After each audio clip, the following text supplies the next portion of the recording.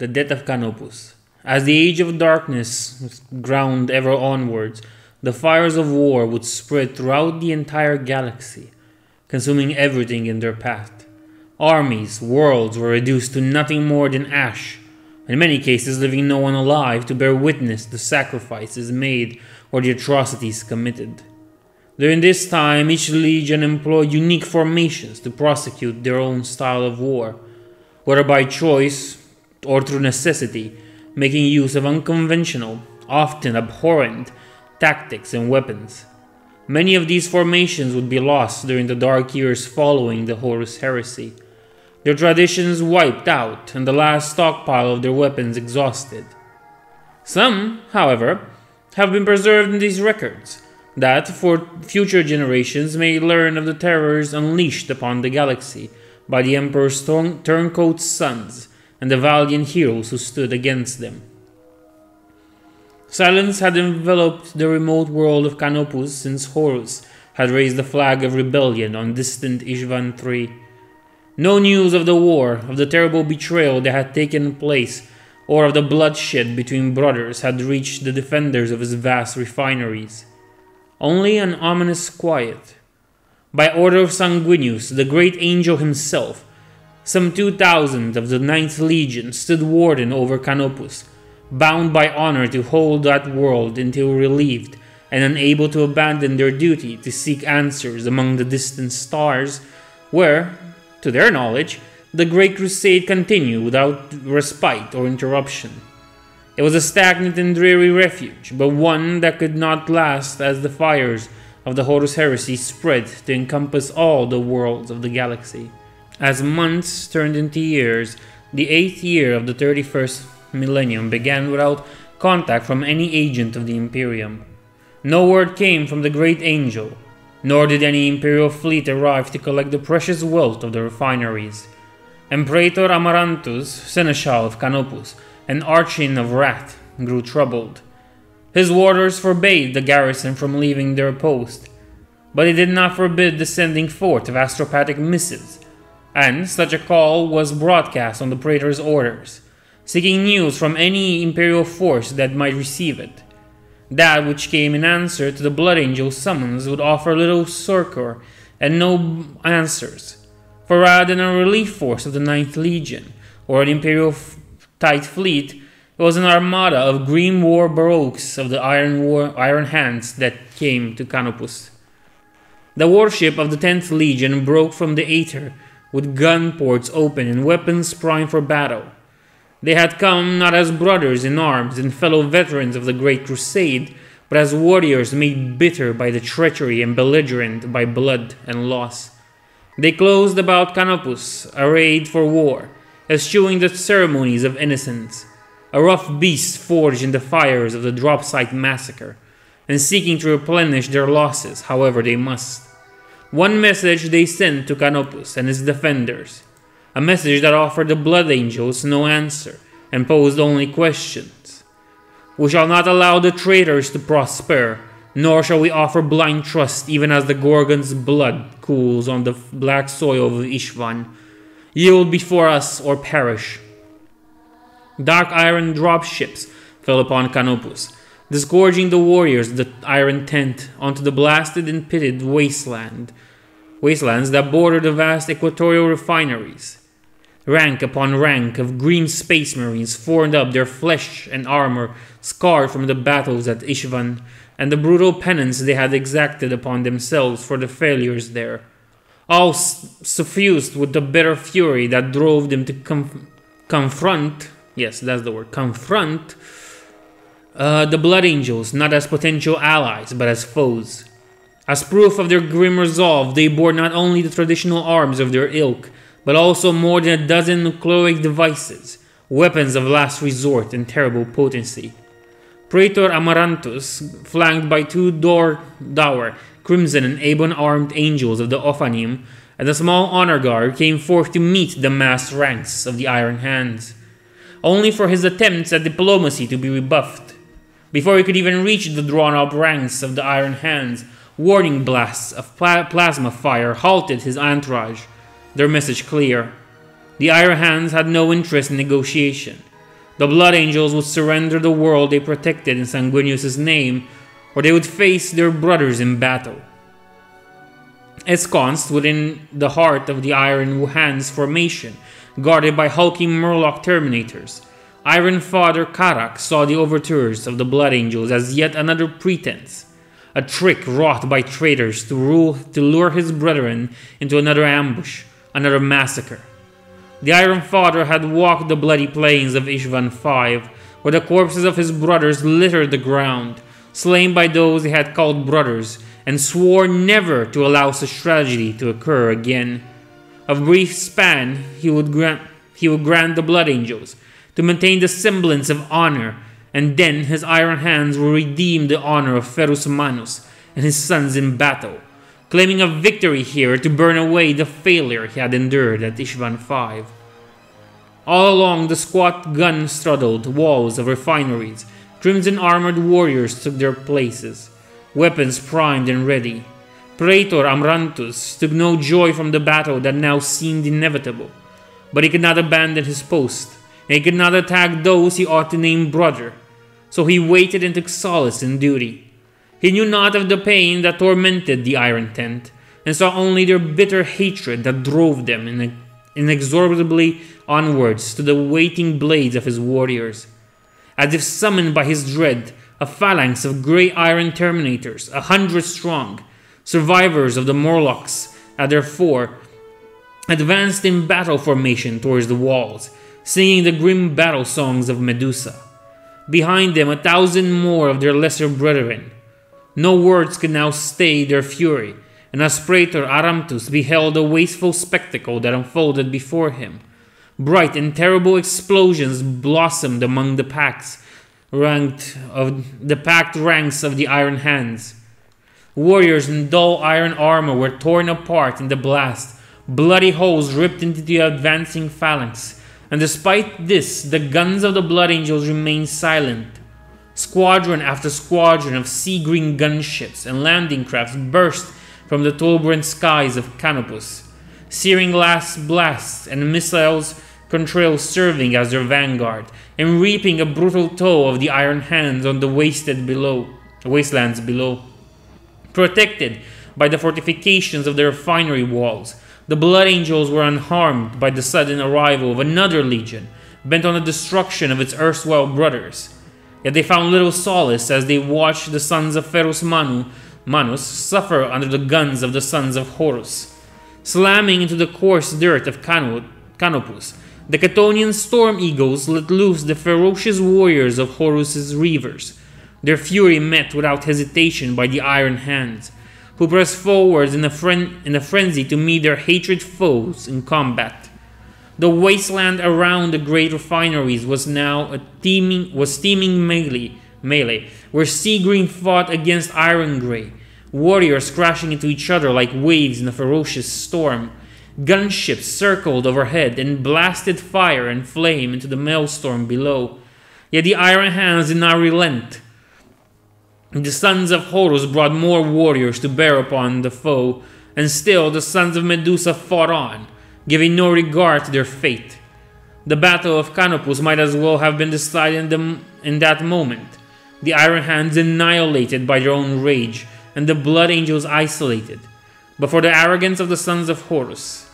Their chieftain, Ishkar Sekuhar, had attacked without warning and offered his kin nothing but death, no hope of honor or surrender. And to the Blood Angels, this was not the act of a true son of the Emperor. Finally, the guns of the refinery spoke in anger, their shells clawing the Catonian aircraft from the sky, and the gates groaned as they swung wide to loosen an echelon of the warriors of Baal at the heart of the melee. The Blood Angels struck the mass of struggling warriors like a spear, breaking the sons of Horus' outer ranks and stabbing towards the heart of the battle. At the point of that spear were the Ophanim, on the right of the great angel himself, to punish treachery wherever it was to be found, and driven to a cold fury by the thought that a Space Marine Legion could turn against its brothers in open war. The Ophanim sought out the champions amongst the ranks of the foe, the greatest of Horus' sons, and tested the strength of their treacherous conviction in single combat, only to find them wanting. They left the traitor's pride in the dust, and in the face of the combined onslaught of the Blood Angels and the Iron Hands, the Sons of Horus's vanguard fell back across the wastelands. However, this was but a small victory, for while Space Marines had fought Space Marines on the surface, the Sons of Horus had driven the Iron Hands from orbit and now began landing 3 full companies of the Legionnaires Astartes, reinforced by 1,000 auxilia. The eye of Horus's banner flew above them with no sign of the Emperor's Aquila. They declared themselves openly as rebels and traitors with no fear of the garrison's wrath. In the face of such force of arms, only the combined strength of the Iron Hands and Blood Angels together could hold Canopus for the Emperor. Yet Iron Father Karak and his grim kin had no trust left for any but their own. As the Blood Angels fell back to their fortified refinery, the Iron Hands took to the wastelands, choosing to save their nucleic warheads and instead fight their own bloody war amid the dunes and tangled rackweed forests that concealed them from orbital scanners. From the parapets of the fortress refinery, Archerine Amatus saluted their valor, even as he grieved for the stubborn pride that doomed them both. His lightning assault thwarted, Chieftain Sequar of the Sons of Horus turned to siege works to seize his prize for the War Master. Canopus' wealth was added for Horus's war, for intact it could feed 100 fleets and destroyed it served only as a grim reminder of the cost of defiance.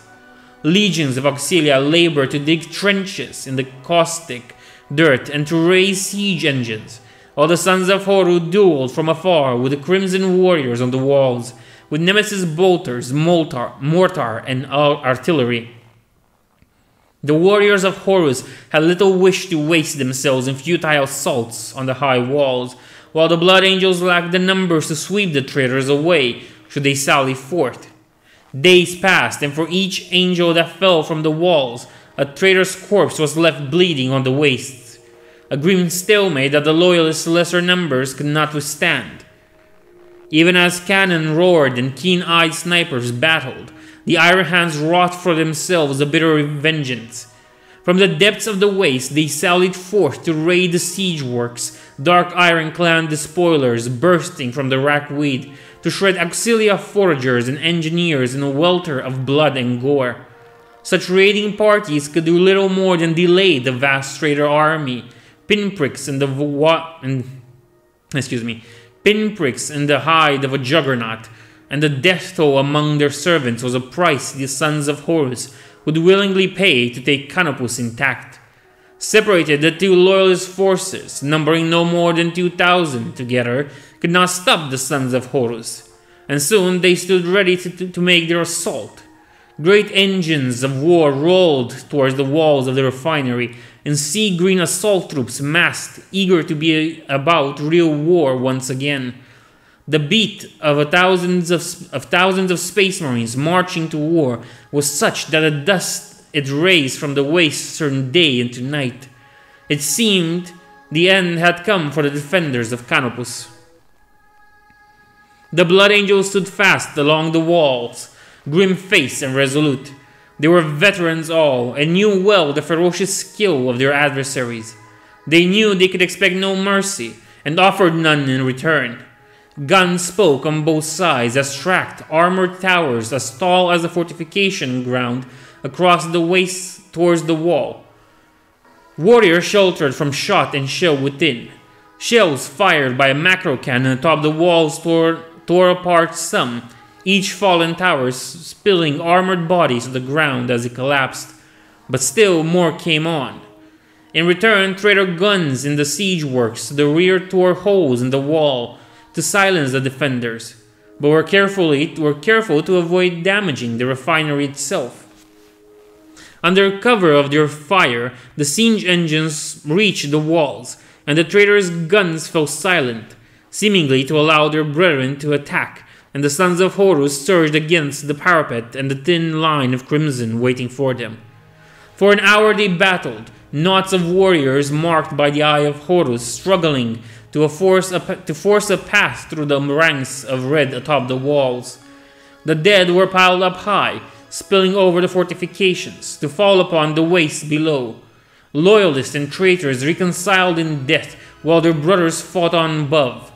Whenever a breach was cut in the defense, the Ophanim scattered the attackers in a flurry of powerful blades, their steadfast ferocity steadying the warriors around them time and time again. The initial assault faltered, and the sons of Horus fell back from the walls, intending for their guns to punish the recalcitrant Blood Angels as they regrouped for a second attack. Yet the guns remained silent. Instead of the comforting roar of their own guns, it was the roar of Medusan battle cries that washed over the weary traitors. Having overrun the artillery crews, the Iron Hands threw themselves into the rear lines of the sons of Horus, eager for blood and vengeance. The command post directing the attack on the walls fell within minutes, its defenses breached by graviton implosions, and defenders scattered by the hulking forms of implacable Morlock Terminators. Chieftain Sikra of the Sons of Horus lost an arm to the fury of the Sons of the Gorgon, and was carried from the field by his lifeguard, his fall signaling a general withdrawal by the Sons of Horus. Yet these were Space Marines, and in retreat they still fought, and their guns reaped a toll of the victorious Iron Hands, each squad moving to cover another as they fell back in good order, beaten but not broken. Atop the walls, the Blood Angels cheered the sight of the enemy in retreat, taking up the songs of their grim brethren in honor of their victory.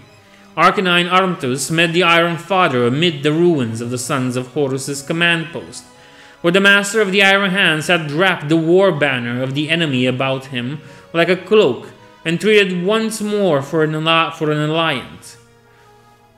All about them lay the dead, as many in iron grey as sea green, and further to the rear the Sons of Horus once more gathered, their numbers far in excess of the two loyalist hosts. The Archon offered to the Iron Hands a simple oath: blood. Together they would pay homage to Ferus Manus, each enemy felled in his honor, each drop of blood lost in tribute to his sacrifice.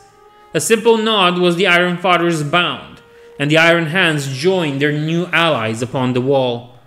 Bonded by blood and oaths, the Loyalists held for 4 long months of roaring cannon and bittering fighting, bolstered now by the numbers of the exotic weaponry of the Iron Hands.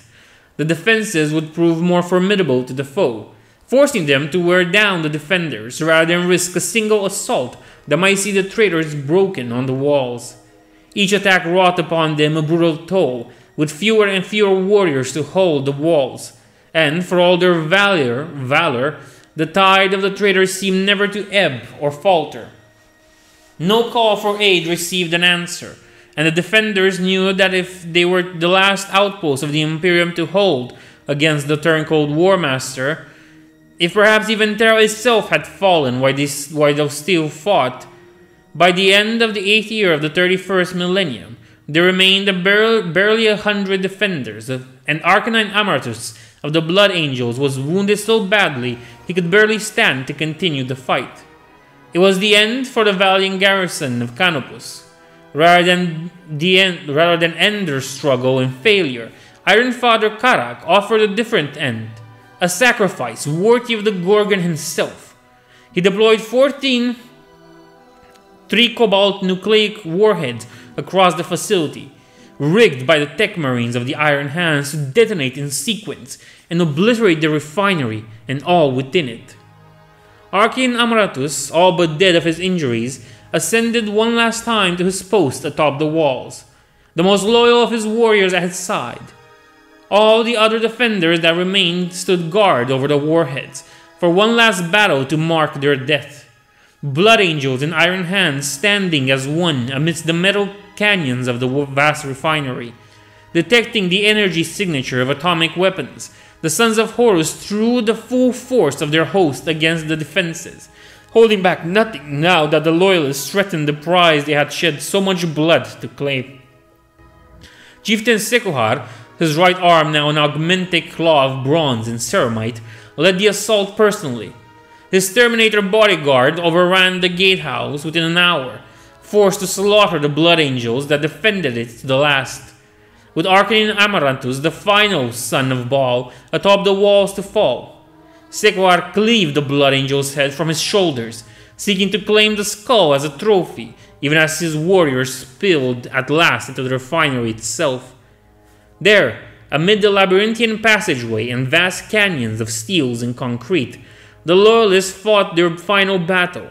Spread across the refinery, dozens of small forces battled to misdirect and delay the enemy as warheads armed. Alone, Ophanim held one intersection for 20 minutes, killing 3 champions of the Sons of Horus in duels, before a sea-green dreadnought tore him in half, and a dozen Morlocks briefly recaptured the gatehouse, in a desperate charge that only ended when a trio of Vindicator siege tanks blasted apart the tower where they sheltered. The blood of heroes, each unknown and long since forgotten, was trampled underfoot as the host of the Sons of Horus advanced towards the heart of the vast refinery complex. 9 of the warheads were captured and detonated by the Sons of Horus, their defenders butchered in a furious combat, and 3 more were destroyed by pinpoint strikes from neutron beam lasers. Efforts to disarm captured devices were slowed by Iron Hand snipers that lay hidden as the main forces passed them by, waiting to ambush enemy tech marines as they moved up in the second wave. But the Sons of Horus stood poised to capture the refinery and thwart the efforts of the Loyalists in a final... there was a point there. In the final sacrifice, Iron Father Karak led the last of his Morlocks and a cadre of Crimson Paladins into combat, making a suicidal assault at the center of the enemy lines. There he came once more for Chieftain Sekuhar, and the Sons of Horus' champions summoned his warriors to defend him, slowing the advance. Iron Father Karak spent the lives of his warriors with abandon to draw in the Sons of Horus. Of the 13 warriors he led into combat, only 2 remained standing as he reached the chieftain and his bodyguards. Those two, one in the heraldry of Baal and the other that of Medusa, stood back to back to hold off the Sons of Horus as the 2 warlords met one last time in combat. Karak fought with the fury of one already dead, swinging his great hammer to tear the augmented claw of the traitor's shoulder, once more claiming the chieftain's arm and sending him staggering back in agony. The Sons of Horus warlord, left with only his combi bolter, loosed a point-blank melta blast that tore through the Terminator plate of his foe and left him smoking on the ground. The Sons of Horus gathered about, summoned to their lord's aid, and stood witness to the Iron Father's last words. Chieftain Sekuhar tore the lost war banner from about the ruin of Karak's armor, victory seemingly his for the taking. Yet Iron Father Karak laughed all the while. He was laughing still as the blast from the first warhead to detonate reverberated across the complex and shook the ground with its fury, his revenge finally accomplished and his oath to Ferus Manus fulfilled. In a series of titanic explosions, the warheads tore the refinery apart, gutting it and rendering it useless for the traitors, while only a few scattered bands of the Sons of Horus managed to escape the blast and return to the ship. The battle for Canopus had ended, perhaps not in victory for its brave defenders, but in something less than defeat. And wasn't that enough?